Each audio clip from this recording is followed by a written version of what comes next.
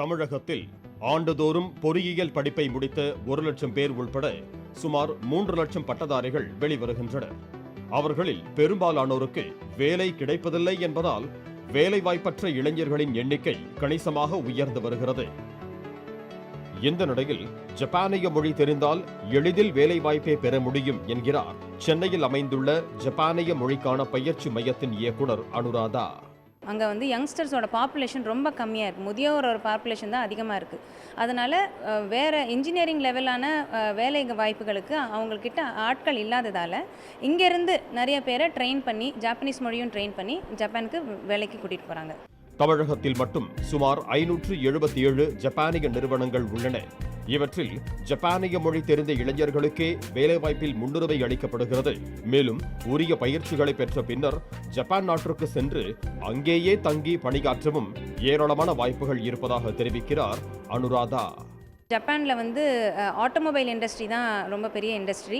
அதனால் automobile engineering, mechanical engineering, இப்போது ஐடியிலையும் நிறைய வேலைவாய்ப்பு அதிகரித்தே வருது. சப்டைட்டிலிங்கிற மாதிரி ஜாபும் நிறைய இருக்குது. இங்கே இப்போது ஆனிமேயோட ப்ரோக்ராம்ஸ் எல்லாம் நிறைய நம்ம சேனலில் வரதுனாலையும் நம்ம படங்கள் முக்கியமாக ரஜினி சார் நடித்த படங்கள் ஜப்பானில் போடுறதுனாலையும் நிறைய சப்டைட்டிலிங்கான ஜாப்ஸும் நிறைய இருக்குது. ஸோ இந்த மாதிரி வெரைட்டியான ஜாப்ஸ் நிறைய டிமாண்ட் இருக்கிறதுனால நிறைய பேர் வர படிக்க வராங்க.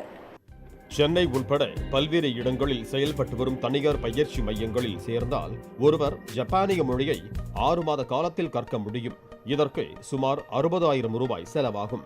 ஜப்பானிய மொழி N5, N4, N3, N2, N1 என 5 நிலைகளை கொண்டது என்றாலும் 3 மாதத்தில் N5, N4, N3 என்ற 3 நிலைகளை மட்டும் தெரிந்து கொண்டாலே ஜப்பானிய நிறுவனங்கள் பட்டதாரிகளை பணிக்கமர்த்திக் கொள்ளும். பின்பு அவர்கள் மொழி ஆற்றலை அங்கு சென்றும் வளர்த்துக் கொள்ளலாம். பின்னர் பணியில் அவர்கள் காட்டும் திறனுக்கு ஏற்றவாறு அவர்களுடைய வளர்ச்சி, சம்பளம் இருக்கும் எனவும் நிறுவன அதிகாரிகள் தெரிவிக்கின்றனர். ஜப்பான் நாட்டை பொறுத்தவரையில் மனிதவளம் குறைவாக உள்ள ஒரு நாடு. அதே நேரத்தில் உலகளவில் ஆட்டோமொபைல் தொழில்நுட்பத்தில் முன்னணியில் இருக்கும் நாடு.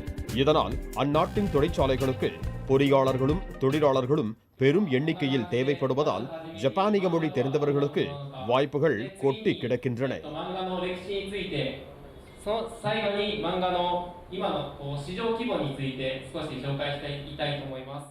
அதேபோன்று இதர பட்டதாரிகளும் ஜப்பான் மொழி தெரிந்திருந்தால் மொழிபெயர்ப்பாளராக பல நாடுகளில் பணியாற்ற முடியும்.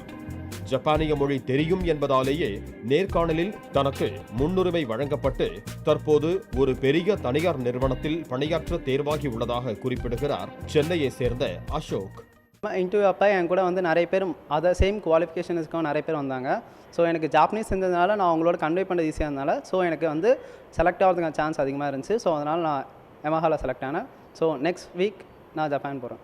படித்து முடித்து விட்டோம், பட்டங்களை வாங்கிவிட்டோம், வேலை தேடி கொண்டிருக்கிறோம், வேலை கிடைத்த பாடில்லை, வேதனையும் சோதனையும் தீரவில்லை என்கிற வழக்கத்தை விட்டுவிட்டு ஜப்பான், ஜெர்மன், ஸ்பானிஷ் போன்ற உலக மொழிகளில் ஏதாவது ஒன்றை இளைஞர்கள் கற்றுக்கொள்ள வேண்டும்.